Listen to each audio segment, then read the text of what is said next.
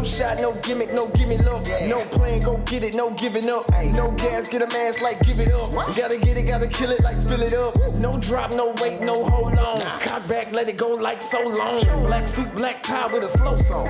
درود با شما دوستان گرامی. با امید خوشی‌های روزگار شما با نشر نوین برنامه ما شروع می‌کنیم.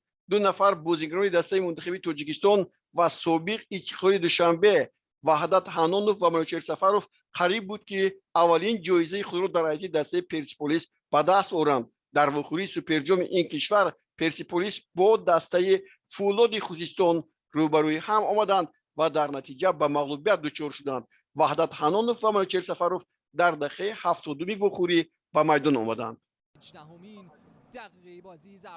در واخوری با دسته فولاد در سوپرجام این کشور دقیقه 18 برای فوتبالبازان پرسپولیس ناگوار آمد و موسی کولیبالی از ضربه کنجی که زده شد توپ را وارد تور دروازه کرد و حالا این حالت را بار دیگر می‌بینیم.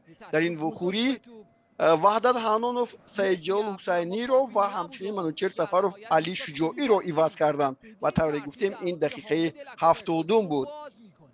فولاد و پرسپولیس روز 21 ینور هم یک واخوری دور لیگ برتر را برگزار کرده بودند و در آن واخوری توانست مهدی عبدی با یگانه گل زده‌اش پرسپولیس را به پیروزی رساند، اما این دفعه این طور نشد.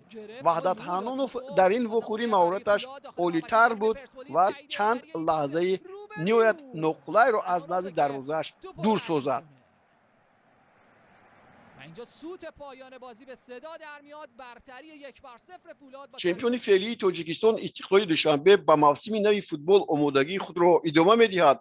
این دسته در ردیف بازی‌های جام فدراسیون فوتبال تاجیکستان الکی به واخوری‌های من بعد فینالی رخ گرفت و حالا فوتبالبازان این دسته همه روزه در ورزشگاه مرکزی شهر دوشنبه تمرین‌های خود را ادامه می‌دهند. در این دسته بازیکنان نو خیلی زیادند، از جمله 2 نفر از روسیه، 1 نفر از بلاروس و همچنین 1 نفر دیگر از اوکراین حضور دارند. آمدن دیگر بازیکنان هم در نظر است. درباره همه بازیکنان معلومات مفصل داده را ضرور نمی‌شمریم تا اون زمانی که با این بازیکنان شرطنامه خود را استقلال به امضا نمی‌رساند. اما در این دسته بودن رستم یتیموف، احتم نظروف، تبریزی دولتمیر، اینچنین شهرام سلیمانوف، اسلام زویروف، منوچهر جلیلوف، موریدین حسنوف، دلیر امام نظروف، شریدین بابایف، رستم سویروف و محمد جان رحیموف خوب باوری بخش است. همین رو هم گفتن به مورد است که در حیطه دسته طوری گفتیم بازیکنان خیلی ماهر جمع آمدند، اما از روی خبری که به ما رسید باز 4 نفر بازیکن دیگر از خارج کشور با حیطه دسته استقلال همراه خواهند شد. ریاتا نام هم به دسته می آید.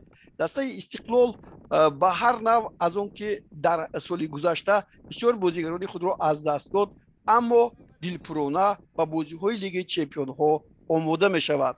ما همچنین در این دسته بودن بسیار بازیکنان نامی را که افشای نامشان حالا ممنوع است پیشکش نمی‌کنیم، ولی ما اینجا یک نفری رو دیدیم که با نام ولادیسلاو کاسمینین گویا که او در شهر نو هم به دنیا آمده است و میتواند در این دسته منتخب تاجیکستان هم بازی کند.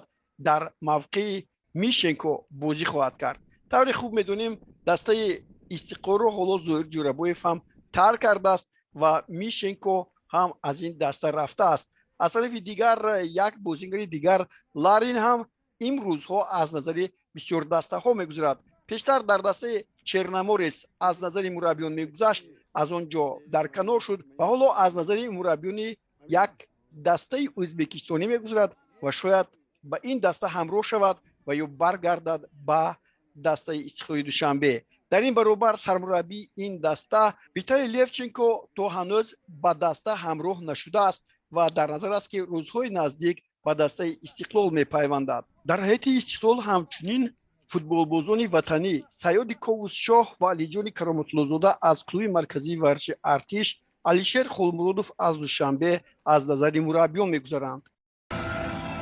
در میدان‌های فوتبال مملکت مسابقه فوتبالبازان برای جام فدراسیون فوتبال تاجیکستان 2022 ادامه دارد. در منطقه مرکز استقلال دسته منتخب جوان تاجیکستان و همچنین رگری تداز علاقه به مرحله نهایی رو خط گرفتند و بازی‌ها هم در این گروه‌ها تقریبا در عرفه انجام یابی است. حاصلات فرخور هم به چنین پیروزی رسیده است. بازی‌ها ادامه دارند و روزهای نزدیک ما دیگر غالب‌ها را نیز معین خواهیم کرد. No shot, no gimmick, no gimme look. امروز دسته منتخب نوسان تاجیکستان تحت رهبری زایندین رحیموف در بازی دوم خود در جام رشد در بلاروس با دسته منتخب این کشور وارد میدان میشوند. ما از این دسته کامیابی‌های بی‌نظیر را انتظار هستیم.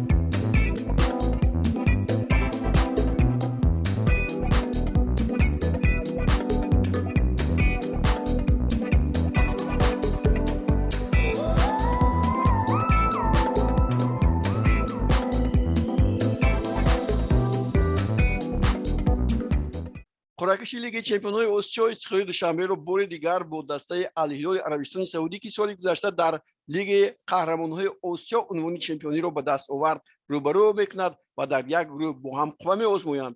الهلال باشد در این برابر در چمپیونات جهان بین کلوب‌ها شرکت دارد و حالا به بازی نیم نهایی برآمده است و امروز با دسته چلسی انگلیس قوه می‌آزماید. این واخوری خیلی جالب خواهد بود. گزارش فوتبال بازان از یک دسته به دسته دیگر در تاجیکستان ادامه دارد و تا آغاز شدن موسم فوتبال سال 2022 مجهز شدن دسته ها در این برابر به چشم خواهد رسید. کلوب مرکزی ورزش ارتش چند پیشتر با عزت‌الله روزیف کاپیتان دسته دوشنبه شرطنامه خود را به امضا رسانید و این فوتبال باز در حیاط این دسته بازی میکند. عزت‌الله روزیف کاپیتان دسته دوشنبه در دو موسم سالهای 2020 و 2021 در حیاط دسته دوشنبه 83 و بعدا دوشنبه هنرنمایی کرده است. اگر سال 2020 در حیاط این دسته 13 واقعی گذرانیده باشد و همگی یک مرتبه از کرسی احتیاطی به میدان آمده باشد، 5 کارت زرد داشته باشد، 2 گل به دروازه خود زده باشد، پس سال 2021 در 21 واقعی دسته دوشنبه هنرنمایی کرده یک مرتبه از میدان گرفته شد، 8 کارت زرد داشت، 4 گل زد که 2 تاش از پنالتی است و یک خود گلش را در بازی با استقلال به ثمر رسانید و 2 مرتبه بازیگری بهترین شماریده شد. 1705 دقیقه در میدان بود. از روی تناسب این وقت‌ها یک سال پیش عزت‌الله روزیف 1186 دقیقه در حیاط دسته دوشنبه 83 بازی کرده است. امسال او در حیاط کلوب مرکزی ورزش ارتش چگونه بازی خواهد کرد ما و شما با هم می‌بینیم. بینندگان گرامی در اینجا برنامه خود را به پایان می‌رسانیم. شادی نشاد یارتان باد. خیر تا بازدید. No shot, no gimmick, no gimme look. No playing, go get it, no giving up. No gas, get a mask like give it up. Gotta get it, gotta kill it like fill it up. No drop, no wait, no hold on. Cock back, let it go like so long. Black suit, black tie with a slow song.